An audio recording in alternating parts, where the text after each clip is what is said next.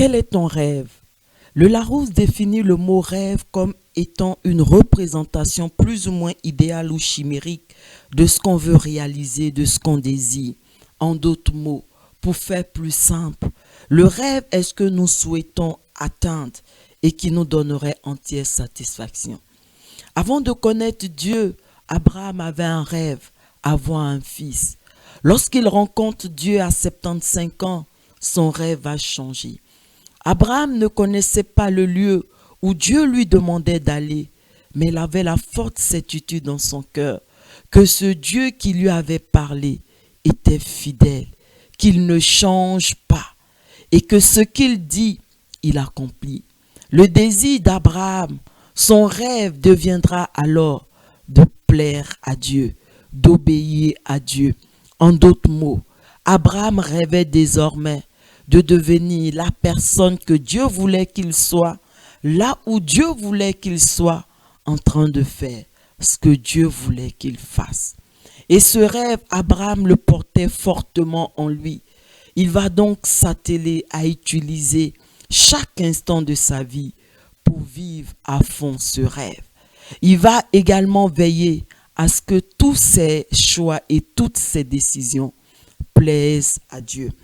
En vivant pleinement le plan de Dieu pour sa vie, Abraham va recevoir l'accomplissement de son premier rêve, celui d'avoir un fils qu'il avait en quelque sorte renoncé compte tenu de son âge avancé. Et c'est en cela que la Bible nous enseigne dans le livre de Matthieu 6, verset 33. Cherchez premièrement le royaume et la justice de Dieu, et toutes ces choses vous seront données par-dessus. En d'autres termes, nos rêves, nos désirs sont cachés dans le plan de Dieu pour nous. Pour les voir s'accomplir, nous devons faire du plan de Dieu pour nous notre plus grand désir, notre plus grand rêve. Amen. Quand Abraham rencontre Dieu, Dieu lui dit en Genèse 12, verset 2, « Je ferai de toi une grande nation et je te bénirai. » Regardez, la naissance du fils qu'Abraham attendait depuis toutes ces années était cachée dans ce plan de Dieu pour Abraham. Mais Abraham ne le voit pas. Lisons ce qu'il dit à Dieu dans le livre de Genèse 15, verset 2. Abraham répondit, « Seigneur éternel, que me donneras-tu? Je m'en vais sans enfant, et l'héritier de ma maison, c'est Eliezer de Damas. » Amen. Mais on l'a vu, lorsqu'Abraham va vivre pleinement le plan de Dieu pour sa vie, son rêve va se réaliser. Il va recevoir son fils. Ce rêve d'Abraham de plaire à Dieu était tellement fort qu'Abraham a pu attendre 25 ans avant l'accomplissement de cette promesse, la venue de son fils Isaac. Écoutez mes bien-aimés, la meilleure façon de vivre tous nos rêves, tous nos désirs, c'est de nous approprier du plan de Dieu pour notre vie.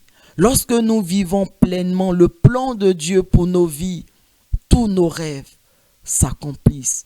Amen. Lorsqu'il reçoit son fils Isaac, Abraham ne va pas s'arrêter là. Son désir de plaire à Dieu, son rêve d'être la personne que Dieu voulait qu'il soit, était tellement fort, était plus fort que ce rêve d'avoir un fils, qu'Abraham était prêt à offrir à Dieu Isaac, le fils qu'il avait attendu durant toutes ces années. Je ne suis pas en train de dire que Dieu nous demande de lui sacrifier nos enfants ou d'abandonner nos familles, mais je dis simplement que notre désir, notre rêve de servir Dieu doit être plus fort que tous nos autres désirs.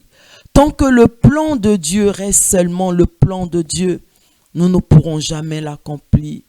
Mais lorsque nous faisons de ce plan de Dieu pour nos vies notre plus grand désir, notre plus grand rêve, ce pourquoi nous nous levons chaque matin, en ce moment-là, nous sommes en mesure de l'accomplir car nous aurons les ressources nécessaires pour mener à bout ce rêve et pour surmonter tous les obstacles. Et c'est cette définition que Dieu m'a enseignée sur la foi. Avoir la foi, mes bien-aimés, c'est vivre pleinement le plan de Dieu pour notre vie. C'est faire du plan de Dieu pour notre vie notre plus grand rêve. Et c'est exactement ce que fit Abraham. C'est pourquoi la Bible l'appelle le père de la foi. Quel est ton rêve? Dieu est prêt à nous donner tout ce que notre cœur désire et bien au-delà. Si chacun d'entre nous, nous faisons de son plan pour notre vie notre plus grand rêve.